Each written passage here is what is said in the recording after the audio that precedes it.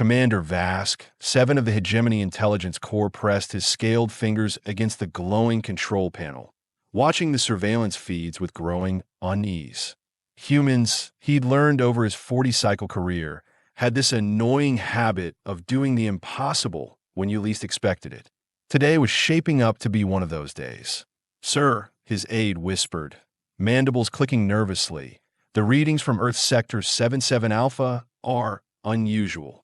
Vask 7's 3 eyes narrowed as he studied the gravitational anomaly reports.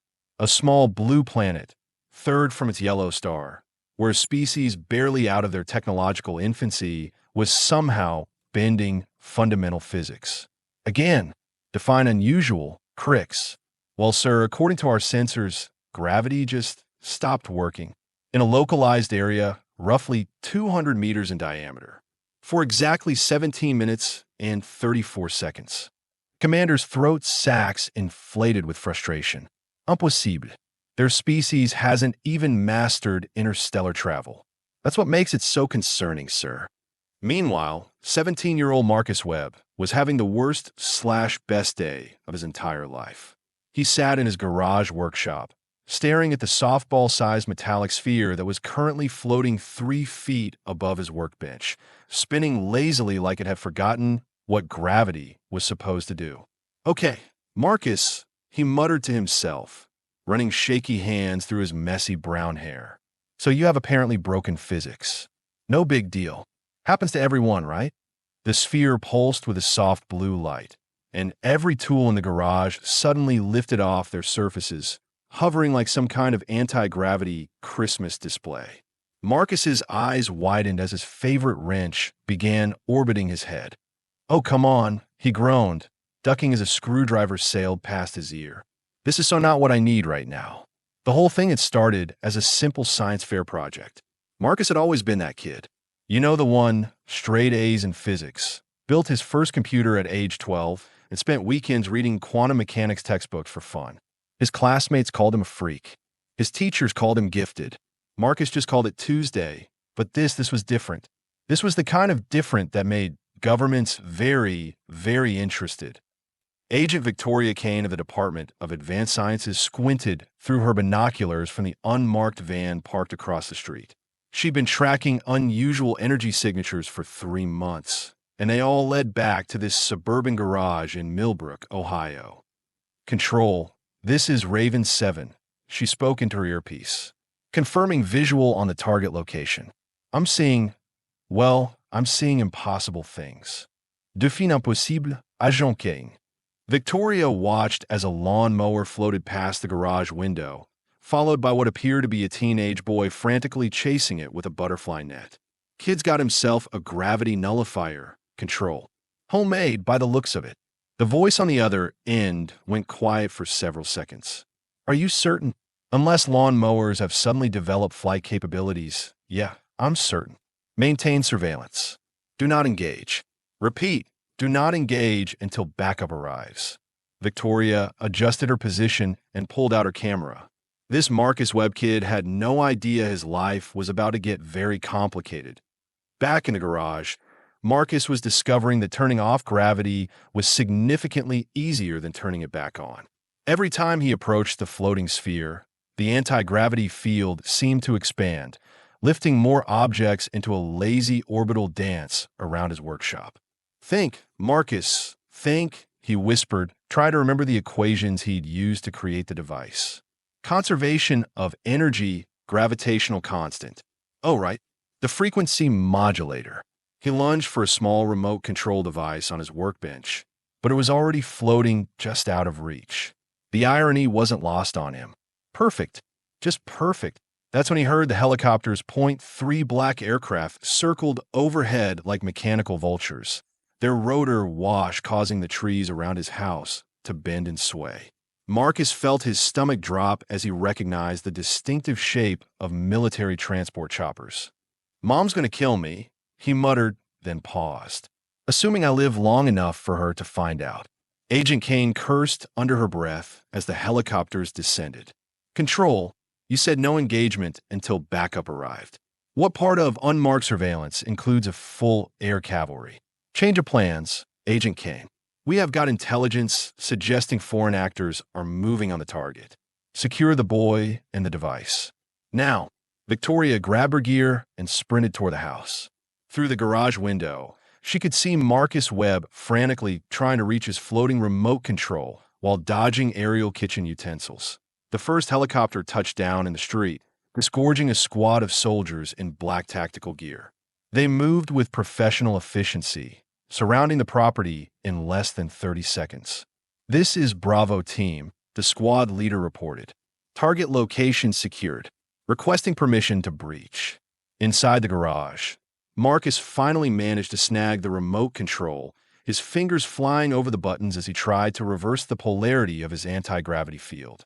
The floating objects began to wobble, some starting to drift downward. That's when his garage door exploded inward. "Federal agents," shouted the tactical team leader, his rifle trained on Marcus. "Step away from the device." Marcus raised his hands, the remote control still clutched in his right fist. "Look, I can explain. Drop the device and get on the ground. It's just a science project." Marcus protested, even as more soldiers flooded into his garage. "I was trying to win the regional science fair." Agent Kane appeared behind the tactical team, her badge held high. "Everyone stay calm," she called out, her voice cutting through the chaos. "Nobody needs to get hurt here." The team leader kept his weapon trained on Marcus. "Ma'am, the kid's got an unknown device. Could be a weapon." "It's not a weapon," Marcus said desperately. "It's an anti-gravity generator. Look, I will show you." He started to press a button on the remote, and suddenly every gun in the garage was pointing at him. "Don't move," multiple voices shouted simultaneously. Marcus froze, his finger hovering over the button. Around him, wrenches and screwdrivers continued their lazy orbital dance, and his homemade anti-gravity sphere pulsed with that eerie blue light. "Okay," he said carefully, "this is awkward." Agent Kane stepped forward, her hands visible and non-threatening. "Marcus, right? Marcus Webb? I'm Agent Kane, Department of Advanced Sciences. I know this seems scary, but we are here to help." "Help?" Marcus let out a nervous laugh. "You just blew up my garage door? That's not exactly helpful. Your device is causing gravitational anomalies that are being detected by every major power on Earth," Kane explained. "We need to secure it before someone else does." As if on cue, the sound of more helicopters filled the air. But these weren't black government choppers. These were sleek, silver aircraft with unfamiliar markings. The tactical team leader spoke urgently into his radio. "Control, we have unknown aircraft approaching our position. Request immediate air support."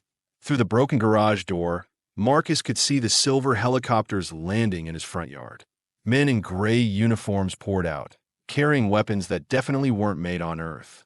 "Well," Agent Kane muttered, "this just got interesting." Commander Vask, 7 studied the tactical display aboard his stealth vessel, orbiting Earth just beyond their primitive detection systems. His orders were clear: secure the human technology before it could threaten hegemony interests. "Sir," Crix reported, "our ground team has made contact with the target. However, there appears to be interference from local authorities." "Interference?" Vask 7's voice carried the edge of a predator. "Eliminated." Down in the garage, Marcus watched in fascination and terror as the two groups of soldiers faced off, their weapons trained on each other instead of him. The anti-gravity field continued to pulse around them, making the standoff even more surreal as various objects floated lazily through the air. "This is Agent Kane, Department of Advanced Sciences," Victoria called out to the gray uniformed soldiers. "You are on United States soil. Identify yourselves immediately." The lead figure in gray stepped forward, removing his helmet to reveal features that were almost human, but not quite. His eyes were too large, his skin had a subtle, scaled texture, and when he spoke, his voice carried an odd harmonic quality. "I am Strike Leader Thane of the Hegemony Acquisition Corps," he said in perfect English. "We are here for the gravity manipulation technology. Surrender it, and your species will be compensated." Agent Kane blinked. Did he just say your species? Marcus, still holding the remote control with shaking hands, looked back and forth between the two groups of armed soldiers. Okay, so let me get this straight. The government wants my science project, and now aliens want it too? Correct. Thane replied matter-of-factly, though I would hardly call it yours. Gravity manipulation technology is classified as a Level 7 strategic asset under hegemony law. Hegemony law? Marcus's voice cracked. What the hell is hegemony law? Agent Kane kept her weapon trained on Thane while speaking to Marcus. Kid, whatever you do, don't give them that remote. The human female speaks wisdom, Thane said, his large eyes focusing on Kane with predatory interest. Though I suspect she understands neither the full capabilities of the device nor the consequences of denying our request. As if to emphasize his point, one of Thane's soldiers raised a weapon that hummed with barely contained energy. The air around its barrel shimmered like heat waves. Now hold on just a minute, Marcus said, stepping between the two groups. His voice was higher than usual, but there was something in his tone that made everyone pause. This is my garage, my house, and my invention, and I'm getting really tired of people pointing guns at me. He held up the remote control, his finger hovering over the central button. You want to know what this does? It doesn't just turn off gravity. It redirects it. And right now, I'm redirecting about 2 tons of gravitational force into a very small, very unstable containment field. The floating sphere pulsed brighter, and everyone in the garage took an involuntary step backward. Marcus, Agent Kane said carefully, what exactly are you saying? I'm saying that if I press this button wrong, or if someone shoots me and I drop this remote, the containment field collapses. And when it collapses, all that redirected gravitational energy has to go somewhere. He looked around at the assembled soldiers, both human and alien, all of whom were suddenly looking very nervous. And where it goes is down. Very, very quickly. Through my garage floor, through the foundation, through the basement, and probably down about 50 feet into the earth, along with everything in a 200-meter radius. Thane's scaled features showed the first hint of uncertainty. You would destroy your own dwelling to keep either of you from getting this technology. Marcus grinned, and for the first time since the helicopters arrived, he felt like he had some control over the situation. Try me. The standoff stretched for several heartbeats. The only sound the gentle hum of the anti-gravity field and the distant whine of more helicopters approaching. Then Agent Kane did something unexpected. She lowered her weapon. Marcus, she said, what if there was a third option? I'm listening. What if you came with us? Not as a prisoner, but as a consultant. Help us understand your technology, help us keep it safe, and maybe help us figure out how to use it to protect Earth. Protect Earth from what? Kane nodded toward Thane and his soldiers. From them, and for whatever else is out there. Thane's large eyes narrowed. The human offers servitude disguised as partnership. We offer true compensation. Your technology in exchange for your species' continued existence. Gee, Marcus said sarcastically. When you put it like that, how can I refuse? The blue sphere pulsed again, brighter this time, and several more objects began floating upward. A car in the driveway lifted off its wheels, rotating slowly. Decision time, kid, Agent Kane said urgently. My backup's arriving in about 60 seconds, and I'm guessing his backup is too. This standoff isn't going to last much longer. Marcus looked at the remote in his hands, then at the floating sphere, then at the 2 groups of soldiers who were still trying to decide whether to shoot each other or him. You know what? He said finally. I've got a better idea. He pressed 3 buttons in rapid succession. The world went sideways. That's the only way Marcus could describe what happened when he pressed those 3 buttons. The anti-gravity field didn't just expand, it inverted. Instead of negating gravity, it amplified it in random directions, creating a localized gravitational storm that sent everyone tumbling in different directions. Agent Kane found herself pressed against the garage ceiling, her weapon spinning uselessly in midair. The tactical team was scattered across the walls like action figures thrown by an angry child. And Thane's alien soldiers discovered that their advanced armor was no match for physics gone completely insane. Only Marcus remained in control, standing in the eye of the gravitational hurricane with his remote control, grinning like a maniac. See, he called out over the chaos. This is what happens when you threaten a physics nerd. We break the laws of nature out of spite. Commander Vask. 7 watched the tactical display with growing alarm. The gravitational readings from the target location were off the charts. Report. He barked at his communications officer. Sir, Strike Leader Thane's team is, well, they're experiencing what our computers are calling multidirectional gravitational flux. Whatever that means. It means the human child has weaponized his anti-gravity device. Vask, 7 hissed. Impressive and extremely dangerous. On the ground, Thane managed to activate his suit's magnetic anchors, securing himself to the metal garage floor. His voice came through the comm system with static interference. Command, the human has more control over the technology than anticipated. Requesting immediate extraction. Denied. Vask, 7 replied coldly. Secure the device. Use any means necessary. Thane's large eyes focused on Marcus with predatory intensity. Strike team, deploy pacification fields. 3 of his soldiers managed to aim their energy weapons despite the chaotic gravity.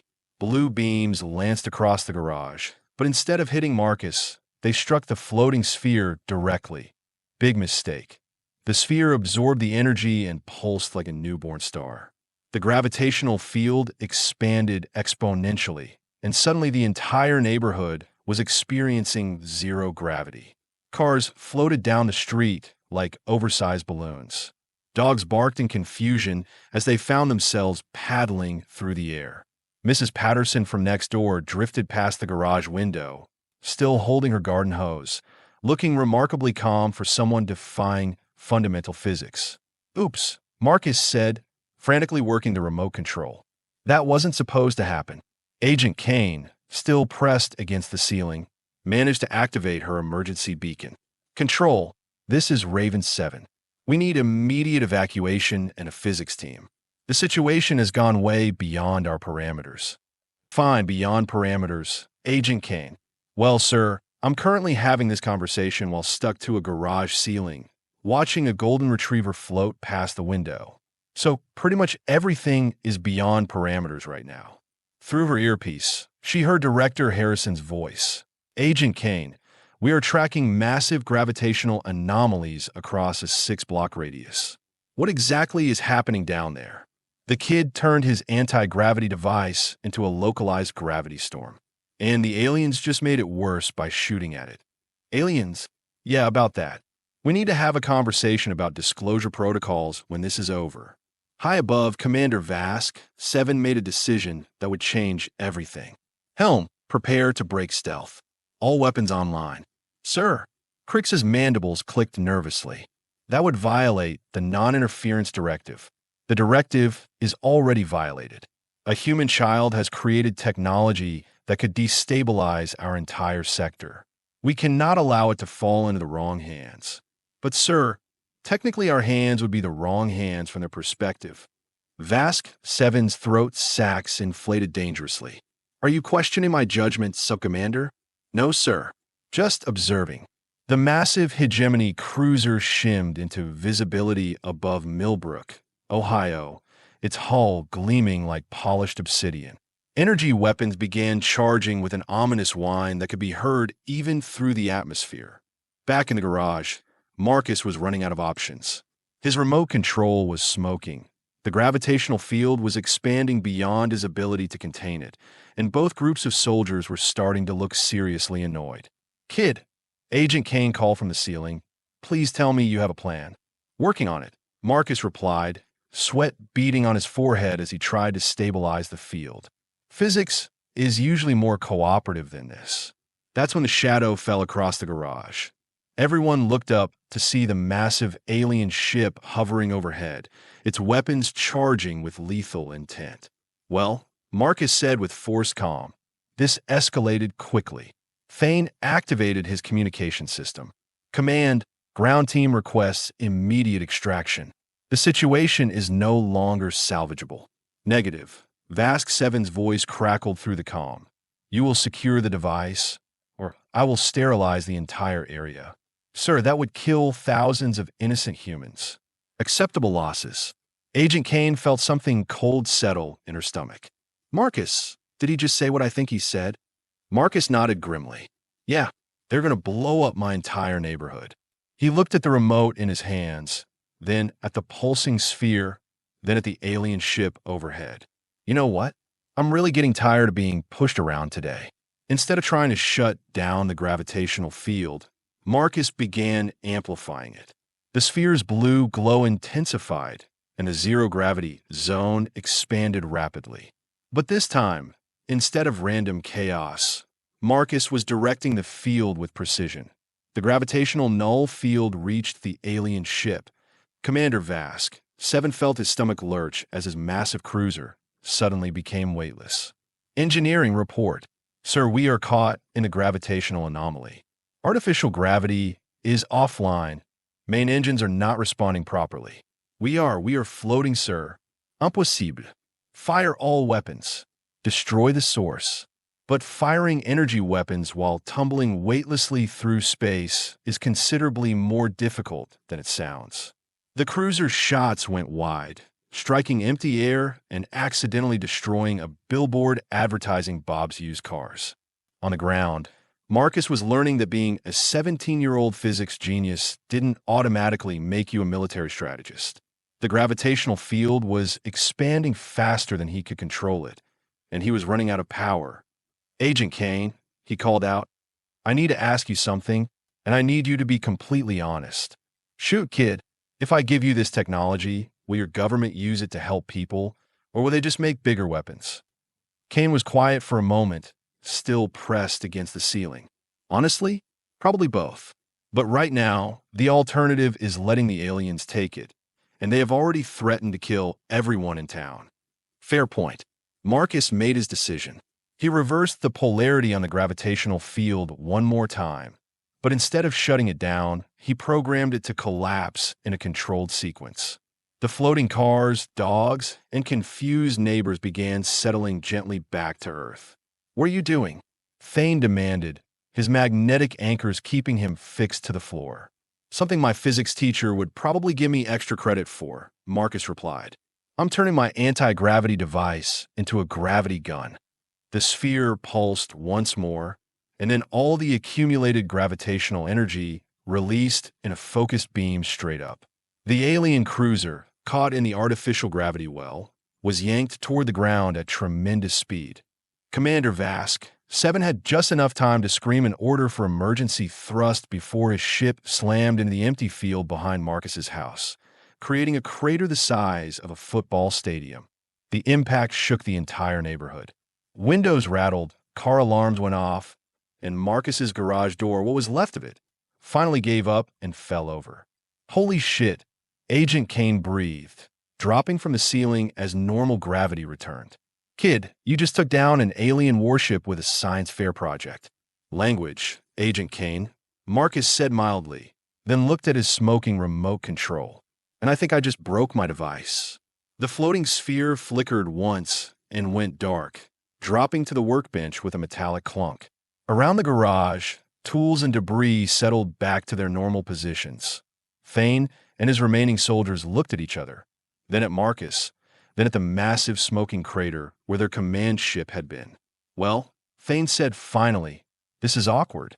Agent Kane kept her weapon trained on the alien soldiers while speaking in her comm, Control, this is Raven 7. Target is secure, device is offline, and we have a really big crater and some very confused aliens. Status of the extraterrestrial threat. Kane looked at Thane, who was currently staring at the crater with the expression of someone who is definitely going to have to fill out a lot of paperwork. I'd say neutralized, sir. They don't look very threatening right now. Marcus walked over to Thane, still holding his burnout remote control. So, about that compensation you mentioned. Does crashing your boss's ship into my backyard count as breach of contract? Thane's large eyes blinked slowly. You realize you have just committed an act of war against the hegemony?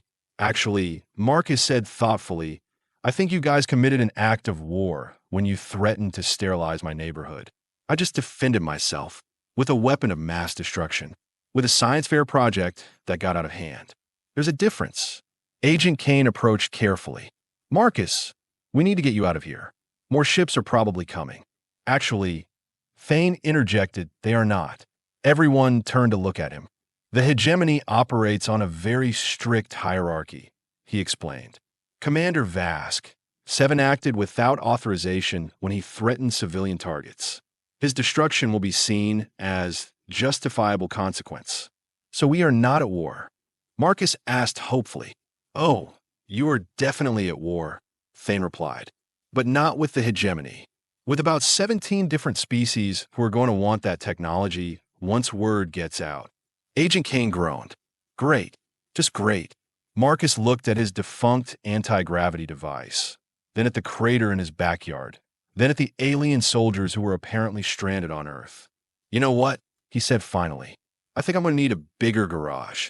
3 hours later, Marcus found himself in a secure government facility, sitting across from Director Harrison and Agent Kane. The burnt-out remains of his anti-gravity device sat on the table between them. So let me get this straight, Harrison said, reading from a thick file. You built a functioning anti-gravity generator in your garage, accidentally created a localized gravitational storm, shot down an alien warship, and potentially started an interstellar incident. And you are 17 years old. 18 next month. Marcus corrected. Oh, well, that makes all the difference. Agent Kane leaned forward. Marcus, the question now is what we do next. That device of yours, even broken, represents a quantum leap in human technology. Every major power on Earth is going to want it. And every major power off Earth, apparently. Marcus added, thinking about Thane's warning. Exactly. Which is why we need to ask, are you willing to work with us? Help us understand your technology, maybe build defenses against whoever shows up next. Marcus was quiet for a long moment. What about my family? My mom's probably wondering why there's a crater in our backyard and why the government has cordoned off our entire neighborhood. We will take care of your family, Harrison assured him. New identities, relocation, full protection. This is bigger than just you now, son. And if I say no... Harrison and Kane exchanged glances. Well, Harrison said carefully, technically you have already demonstrated that you can defend yourself against alien invasion. So I suppose saying no is an option. Marcus laughed despite himself. Right. So my choices are join the government or wait for the next batch of aliens to show up looking for my technology.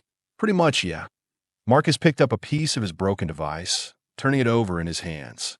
You know, when I started this project, I just wanted to win the science fair. Maybe get a scholarship to MIT. Well, Agent Kane said with a slight smile, I think we can guarantee you will get into any college you want now. Assuming I live long enough to apply. There is that. Marcus set down the device fragment and looked at both agents. Okay, I'm in, but I have conditions. Name them. First, my family gets full protection and full disclosure. No lies. No half-truths. They deserve to know what's happening. Agreed. Second, I want to talk to Thane and his soldiers. If we are going to have aliens coming after us, I want to understand who we are dealing with. That might be arranged. And third, Marcus's voice got serious. I want to make sure this technology is used to protect people, not just to make better weapons. If we are going to be Earth's defenders, let's actually defend Earth. Director Harrison nodded slowly. Son, I think you're going to fit in just fine. 2 weeks later, Marcus stood in his new laboratory, which was considerably larger than his old garage, watching his latest prototype hover 3 feet above the test platform. This version was more stable, more controlled, and theoretically impossible to overload into a gravitational weapon. Theoretically. How's it looking, Doc?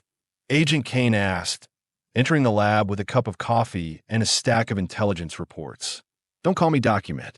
I'm still in high school. Marcus made a few adjustments to the device. But it's looking good. This version should be able to generate a sustained anti-gravity field without the risk of turning into a localized black hole. That's reassuring. I thought so. Marcus powered down the device and turned to face Kane. Any word from our alien friends? Thane's been surprisingly helpful. Turns out the hegemony has enemies. And some of those enemies are very interested in humans who can build gravity weapons. Wonderful. How long do we have? His best guess? 6 months before the first scouts arrive. Marcus nodded thoughtfully. Well, That gives us time to build defenses, and maybe a few more surprises, such as Marcus grinned, and Kane was reminded that despite everything that had happened, he was still just a teenager who'd stumbled into the biggest discovery in human history. Well, he said, I have been thinking about what happens when you reverse the polarity on a quantum entanglement field. Should I be worried? Probably. But that's what makes it fun. Outside the laboratory, the sun was setting over a world that had no idea how close it had come to alien occupation. In secure facilities around the globe, scientists and engineers were working frantically to understand and replicate Marcus's technology. In classified meeting rooms, military leaders were planning for threats they'd never imagined. And in orbit around Earth, sensors belonging to a dozen different species were detecting the lingering gravitational echoes of a battle that had announced humanity's arrival on the galactic stage. The age of human expansion was about to begin, whether humanity was ready or not.